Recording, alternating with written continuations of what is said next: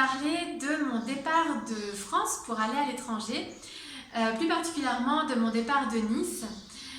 Donc j'ai quitté Paris en octobre 2020 pour aller à Nice, pour me rapprocher du bord de mer. Et je pensais rester en France dans le contexte qu'on connaît avec les restrictions qui étaient en vigueur. Mais j'ai reçu une forme de guidance au printemps 2021 qui m'a invitée à voyager, à suivre mes envies, mes aspirations. Et donc j'ai écouté cette guidance et je suis partie de Nice pour aller en Espagne. Donc dans un premier temps dans les îles Canaries, puis en Andalousie et je suis aujourd'hui au Mexique. Et je me déplace de cette façon-là en écoutant mon cœur, mes ressentis, les messages que je reçois. Voilà, en écoutant cette guidance et en lui faisant confiance. Et en fait, j'ai clairement reçu le message quand j'étais en France, donc quand j'étais encore à Nice. J'ai reçu le message de suivre cette guidance, de lâcher prise et de me laisser guider. Et c'est ce que j'ai fait. J'ai sauté le pas et voilà, je suis partie de façon assez spontanée et inattendue de Nice pour aller à l'étranger. Et les messages que j'ai reçus, c'était cela, c'était de me laisser guider en fait et de faire confiance. Donc je voudrais détailler ce qui s'est passé dans cette vidéo pour vous le partager, vous donner peut-être certaines clés parce que j'imagine qu'on est tous appelés à suivre nos ressentis, à écouter notre intuition et qu'on reçoit tous des messages. Il faut être à l'écoute des messages, être ouvert pour les voir, les observer et faire confiance pour pouvoir les suivre. Donc j'ai quitté Paris en fin octobre 2020, juste avant le deuxième confinement, pour aller à Nice. J'ai commencé par faire un échange de services, c'est-à-dire que je donnais des cours de français. Donc à ce moment-là, en fait, à Paris, depuis quelques années, je donnais des cours de français langue étrangère.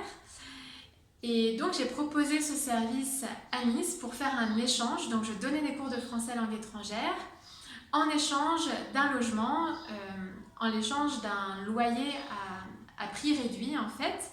Donc j'ai vécu en banlieue niçoise pendant 3 mois, donc de novembre à fin janvier. J'ai fait ça.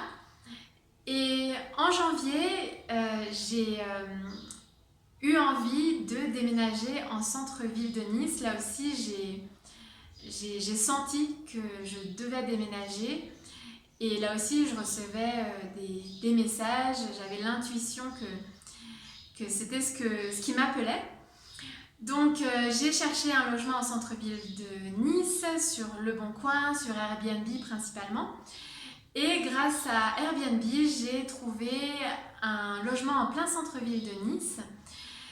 Et en fait, j'ai pu négocier avec la personne pour faire un contrat directement avec lui et pouvoir occuper le logement sur plusieurs mois. Tout s'est fait à distance, donc c'était aussi basé sur la confiance parce qu'on ne s'est jamais rencontrés, parce que lui était à l'étranger à ce moment-là. Donc de février à fin mai, j'ai donc vécu en centre-ville de Nice dans un studio que j'ai pu payer évidemment, qui m'a coûté beaucoup moins cher que sur Airbnb puisqu'on a fait un contrat ensemble. En fait, on a négocié un prix ensemble. Donc, ce qui m'a permis de vivre à Nice en centre-ville de Nice pendant 4 mois. Ensuite, le propriétaire de ce logement souhaitait louer le logement sur Airbnb pour la période estivale, donc à partir de juin. Donc je savais qu'à partir de juin, j'allais déménager et que j'allais devoir trouver un autre logement. Donc en avril-mai, j'ai commencé à chercher un autre logement à Nice, puisque je pensais rester en France. Donc j'ai commencé à chercher un autre logement en centre-ville de Nice parce que j'ai adoré vivre à Nice, j'ai adoré le centre-ville et je souhaitais y rester. Et donc j'ai commencé à chercher un autre logement sur Le Bon Coin aussi, sur différentes plateformes. Mais à chaque fois, il y avait quelque chose qui bloquait. J'avais plusieurs options et j'ai trouvé des logements qui me convenaient en termes de prix, de situation géographique. Mais à chaque fois, il y avait quelque chose qui bloquait en fait la signature du contrat. Et notamment, j'étais intéressée par un appartement donc, qui était en centre-ville. J'étais sur le point de signer. Donc j'ai vu la propriétaire, c'était une Écossaise. Et en fait, le jour où je devais signer, on s'était mis d'accord sur tout et tout était OK. Et le jour où je devais signer, on a eu une conversation avant la signature. Et on a parlé de plein de choses. On a parlé notamment de développement personnel, de spiritualité. Et elle me parlait d'un atelier auquel elle avait participé à Paris il y a quelques années de cela. Et dans cet atelier, il s'était posé la question « Qu'est-ce que vous souhaitez vraiment dans la vie ?» Et donc, elle m'a posé la question, en fait, et ça m'a interpellée parce que c'était une bonne question. Qu'est-ce que vous voulez réellement ? Quelles sont vos envies profondes ? Et donc, ça m'a interpellée, j'y ai un peu réfléchi pendant cette conversation. Et donc, j'étais sur le point de signer ce contrat. Et là, je lui ai posé une question. Donc, c'était un contrat de 3 mois pour la période estivale, donc juin, juillet, août. Et je lui ai demandé s'il y avait un préavis, à tout hasard, si je devais quitter l'appartement, est-ce qu'il y avait un mois de préavis ou pas. Et en fait, la question l'a un peu refroidie parce qu'elle souhaitait quelqu'un pour toute la période estivale. Et elle voulait être sûre que la personne reste dans le logement toute la période estivale. Et moi, je n'aime pas m'engager parce que je sais que la vie est mouvement, la vie est changeante. Et donc, j'aime bien pouvoir aussi changer de direction si je ressens cette envie, cette intuition. Donc je n'ai pas signé et on s'est donné quelques jours en fait de réflexion supplémentaire à la suite de cette question. Et donc j'ai aussi réfléchi à cette question qu'on avait abordée ensemble, qu'est-ce que vous voulez réellement faire dans la vie ? Et donc c'était en mai et en même temps, en avril-mai, j'ai aussi reçu une guidance, des messages qui m'ont interpellée et qui m'invitaient à voyager. En fait, on m'a parlé des îles Canaries plusieurs fois dans la même semaine, plusieurs personnes m'ont parlé des îles Canaries et c'est une destination où je voulais aller depuis longtemps, depuis 1 an environ, voire plus. J'en avais parlé aussi avec une amie plusieurs fois. Et je n'y étais pas allée par rapport au contexte actuel qui ne me semblait pas adéquat pour voyager. Donc, mais là, ça revenait dans ma vie. Et donc, la même semaine, il y a 2 apprenantes en français. Donc, comme je donnais des cours de français langue étrangère sur Internet, donc je parlais régulièrement à ces personnes. Et il y a une personne donc, qui habitait aussi à Nice, qui m'a dit « Ah, j'ai des amis, ils sont allés aux îles Canaries, etc. » La même semaine, une autre personne, une autre apprenante, me parle aussi des îles Canaries et me dit « Ah, je vais aller aux îles Canaries en automne prochain, etc. » Donc ça faisait 2 personnes et puis je crois même qu'une 3e personne m'en a parlé, c'était aussi une apprenante. en français langue étrangère, et elle me dit: ah, mon frère est allé aux îles Canaries il y a quelques années. Enfin voilà, ça revenait beaucoup dans ma vie, et je me suis demandé finalement ce que je peux faire en France, les projets que j'avais, finalement je pouvais aussi le faire à l'étranger. Donc j'ai commencé à voir les choses différemment, à penser différemment, et je me suis dit finalement, qu'est-ce qui m'empêche de voyager? Est-ce que ma réflexion est... Comment dire? Est-ce que ce que je vois comme un empêchement, est-ce que finalement c'en est vraiment un en fait? Est-ce que ce ne sont pas que des barrières mentales qui m'empêchent de voyager? Et je me suis dit en fait que je pouvais voyager.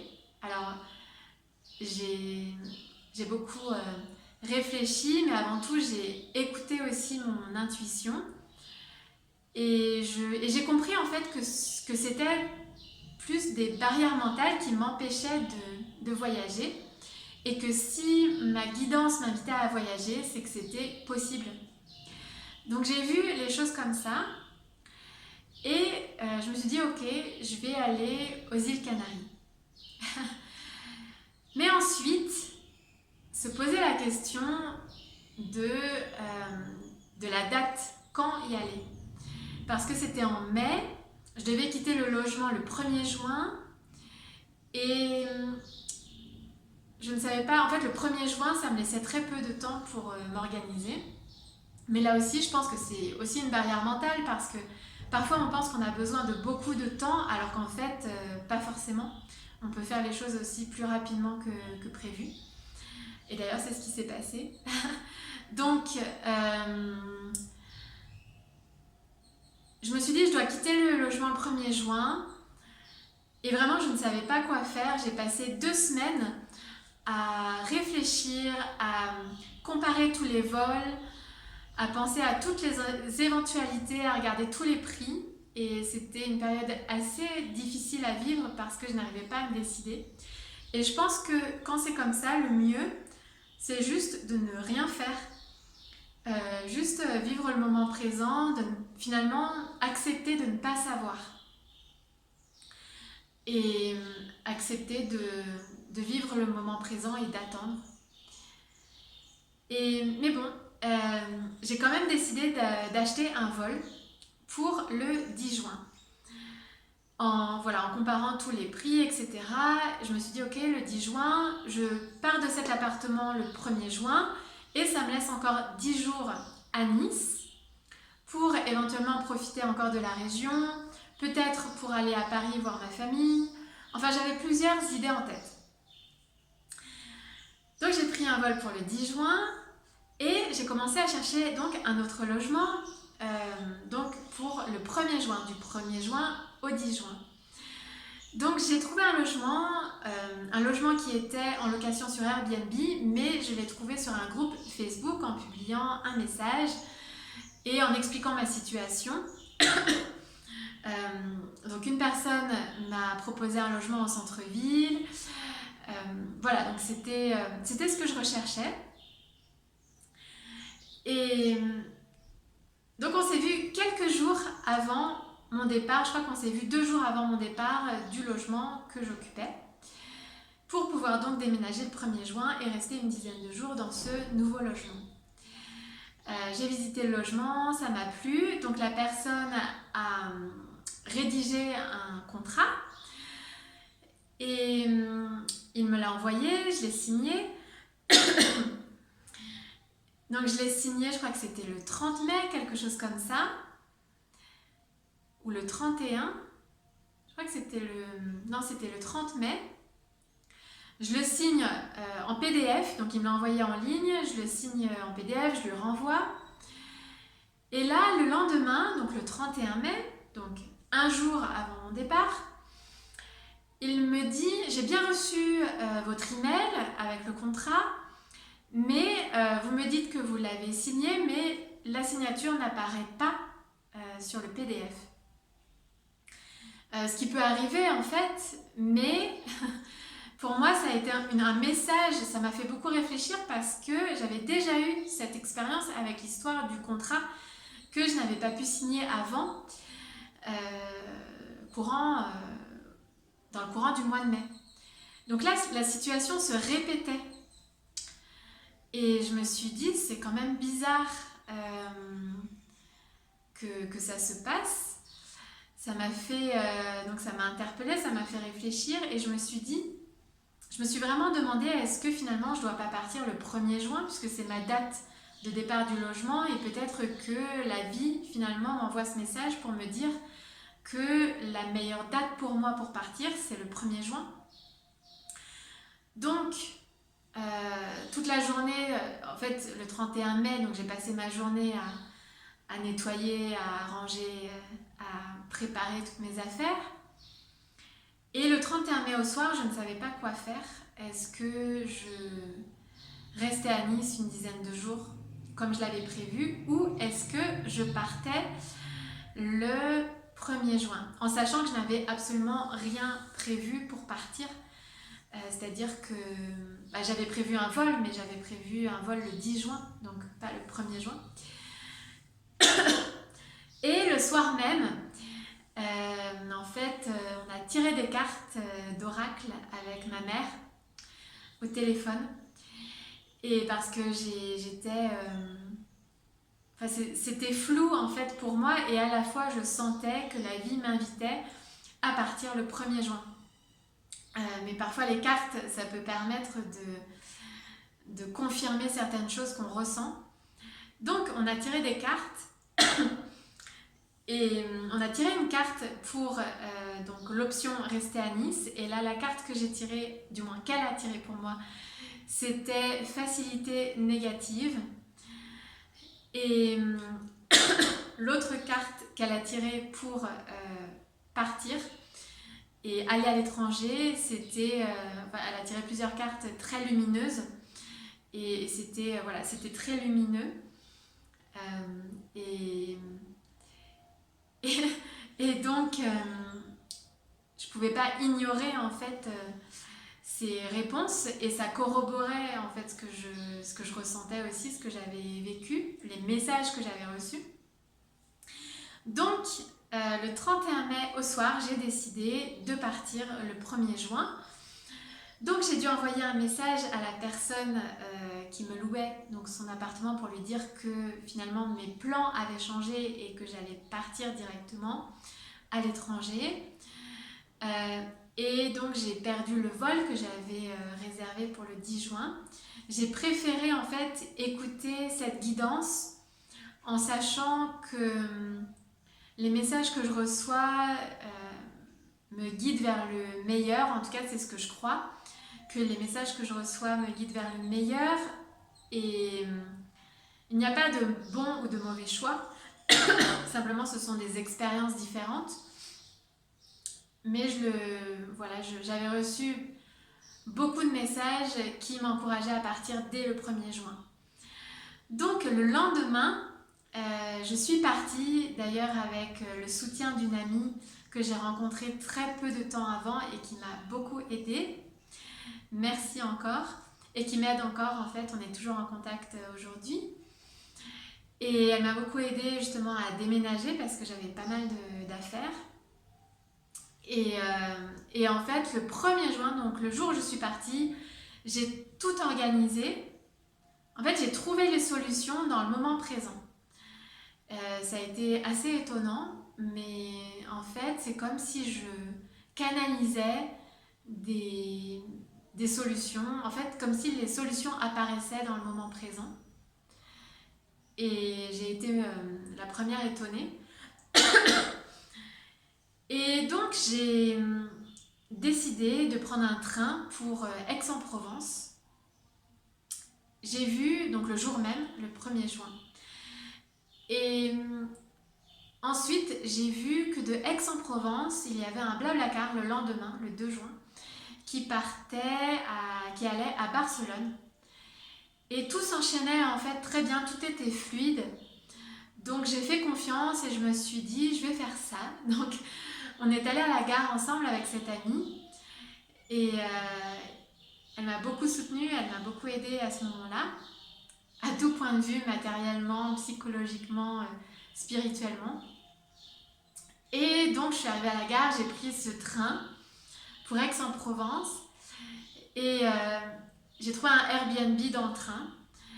Et à Aix-en-Provence, c'était génial, c'était un super appart avec un monsieur très sympathique, avec qui j'ai beaucoup discuté, qui d'ailleurs j'avais pas mal de similitudes avec lui. Il a été prof, il a enseigné les langues aussi, et il a voyagé aussi dans le monde. Il était très dynamique, c'était une très belle rencontre.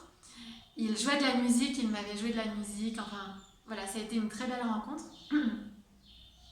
Et dans la chambre où j'étais, c'était noté, en fait il y avait un prospectus en gros sur le bureau qui disait laissez-vous guider. Et donc c'était voilà, un message de plus qui m'invitait à me laisser guider, à suivre le courant, à suivre le mouvement. Et voilà, je me suis sentie donc accompagnée en fait dans cette aventure, dans ce choix, dans cette décision de partir. Et le lendemain, j'ai pris le Blablacar qui allait à Barcelone. Et tout s'est enchaîné très facilement. En fait, dans le Blablacar, j'ai réservé le Airbnb à Barcelone. En arrivant à Barcelone, ensuite, j'ai réservé le vol pour Tenerife. Et dans le vol, dans l'avion pour Tenerife, donc avant de décoller, j'ai réservé le Airbnb à Santa Cruz de Tenerife, où j'atterrissais. Et tout s'est fait comme ça, en fait, dans le moment présent. Et tout s'est très bien enchaîné. Et tout a été très fluide. Et donc, je raconterai dans une autre vidéo ce qui s'est passé après. Parce que j'ai été... En fait, je me suis sentie et je me sens accompagnée dans cette guidance et sur ce chemin. Et je suis, voilà, je fais de mon mieux pour suivre, pour percevoir, pour observer les messages que je reçois, pour être connectée à mes ressentis au quotidien, pour pouvoir m'orienter de cette façon-là. Donc, voilà ce qui s'est passé à Nice. Et pour moi, j'ai eu confirmation après, justement parce que tout était fluide. Pour moi, c'était une confirmation que j'avais fait le bon choix en partant le 1er juin. Et d'ailleurs, j'ai fait des rencontres incroyables. Enfin, j'ai fait des rencontres sur le chemin. Entre le 1er et le 10 juin, j'ai fait plein de rencontres. Et je me suis dit, c'est intéressant parce que ces rencontres-là, je ne les aurais pas faites en partant le 10 juin. Et bon, de toute façon, on ne peut jamais réécrire l'histoire et savoir ce qui se serait passé si j'étais partie le 10 juin. Mais en tout cas, toutes les rencontres que j'ai faites à partir du 1er juin m'ont aidée, m'ont accompagnée et étaient incroyables. En fait, dès que je suis partie, ma vie s'est transformée et j'ai fait des rencontres merveilleuses. Et de suite, en fait, je me suis dit waouh, j'ai changé de vie en fait tout de suite. En faisant des rencontres, en découvrant. J'ai découvert Aix-en-Provence, par exemple, Barcelone. Et de suite, en fait, ma vie s'est transformée.